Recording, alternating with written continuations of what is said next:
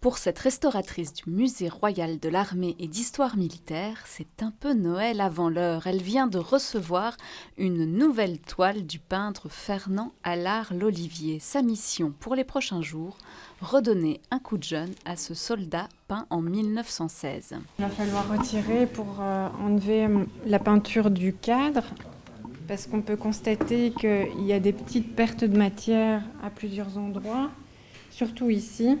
Il y a un petit décollement sur le bas. En 1914, Fernand Allard-Lolivier est volontaire de guerre et deviendra en 1916 membre de la section artistique de l'armée belge. L'armée avait créé une section qui va comporter 26 artistes qui vont ne faire que représenter ce qu'ils voient sur le front. Leurs œuvres doivent servir à la fois à documenter la guerre pour raconter le conflit après, mais également servir à la propagande de guerre pour essayer de trouver des aides financières, des appuis financiers chez les étrangers. Populaire de son vivant, Fallot est tombé dans l'oubli.